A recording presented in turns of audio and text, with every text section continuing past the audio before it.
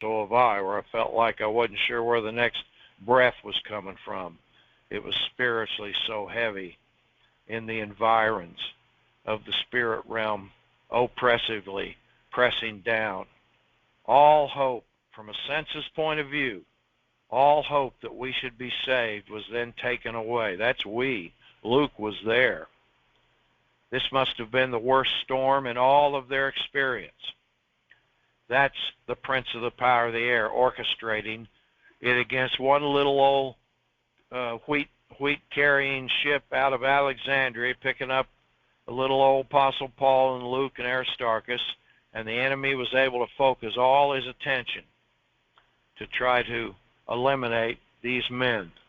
Not only if he'd have killed Paul, it's questionable whether we would ever have had then Ephesians, Philippians, Colossians, Philemon, 1st and 2nd Timothy, Titus, Hebrews, or equivalencies thereof. But what about Luke?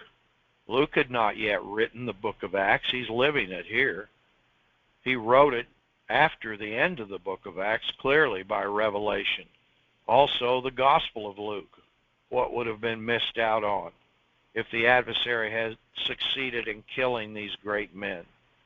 Aristarchus, Paul speaks highly of him in Colossians. He calls him my fellow prisoner. Aristarchus, therefore, must have been in the prison for some time with him in Caesarea before they even launched. So you got to admire these people. And if you learn to work the word and definitions of names and occurrences of their name, and the best we can on broad strokes of chronology, you can really put quite a biography together on men and women in the Word.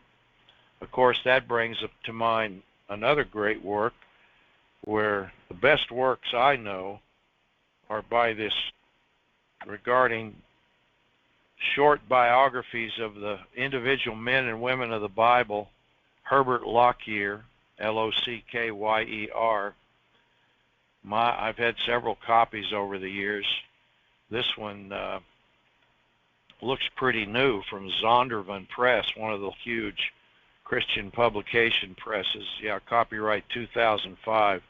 These works have stayed in print for many years. Herbert Lockyer, a Scotsman minister, I remember Rhoda Wierwille, Dr. Wierwille's personal secretary for so many years, stood with him since the days of Van Wert.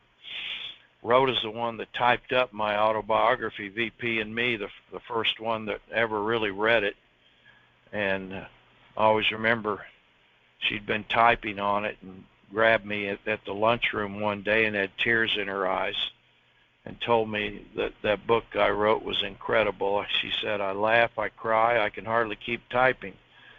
I'll never forget that, because it endorsed, I thought what I was doing was going to be pretty good, but you know, any author, you don't know till somebody else reads it and gives an honest, spontaneous response. I'll never forget that. I had to go out in the side foyer there because I was moved to tears, and collect myself and thank God for that testimony, and thank him for working in me to produce that work.